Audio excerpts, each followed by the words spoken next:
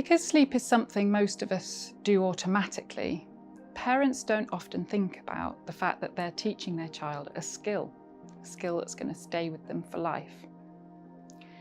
It's important to remember that all children are different. We're all unique, and we all have different needs when it comes to settling to sleep. What works for one child may not work for another, even within the same family. So tuning into your child to determine what relaxes and calms them, or perhaps what makes them fearful at night, will help you to reflect and think about and understand what will work best for them, responding to them, reassuring them. Baby needs to be fed once 2 hours. You're told that in the hospital, so you know what to expect. But you're not told after they stop feeding, they might still continue to wake up. So, and did you find, having not known anyone that's had a child that that doesn't sleep very well at all, it was quite a shock. Yeah. But he wakes up quite often. Regularly. Yeah, so in general it's every 2 hours, 2-3 hours.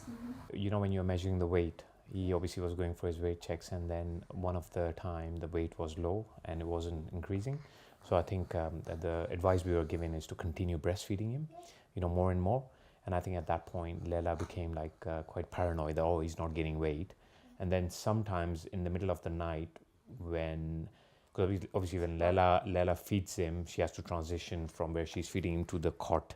So in that process, if she puts him down, he sometimes just wakes up.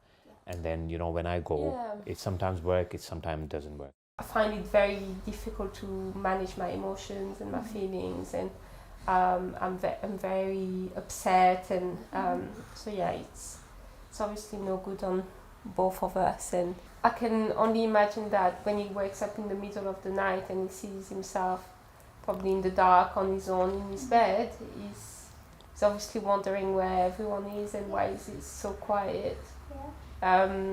So it's probably a bit difficult from this perspective for him, I guess, to understand that he's safe and, you know, we're around, we're sleeping, and he can go back to sleep safely. It's really important to talk to parents about sleeping when their child gets to 1 year plus, and we talk about the separation between parents and children. So we have that physical separation where children will go to sleep in a different room, and then we have to talk to them about that emotional separation that they also might be feeling very anxious about. We talk to them about the baby brain and go through that process of containment to talk to them about how they're feeling, any worries or concerns they might have, any anxiety they might have, because now that their baby's in a different room to them, they can express some fear about putting their baby in a different room.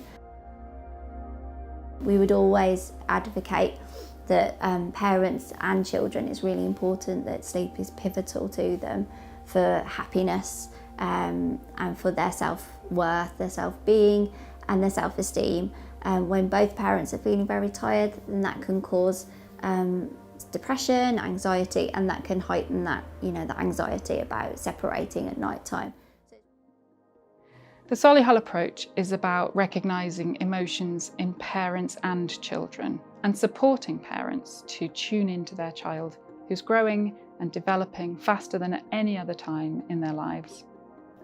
The world of a small child is rapidly changing for them as they discover new things every day. They learn about what's safe and unsafe from their parents, family, and other trusted carers.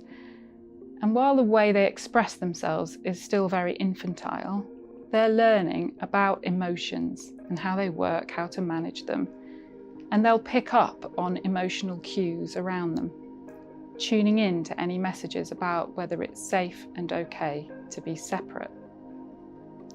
So if a parent feels overwhelmed, is exhausted, has worries about sleep themselves, they may find it more difficult to convey that sense of security to their child.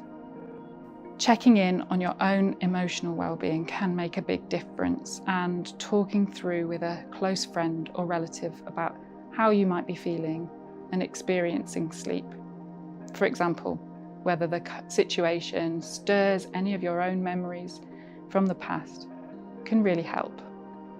Professional advice may be considered if events are frequent and if they began around known stressors, or if significant or persistent stresses are present.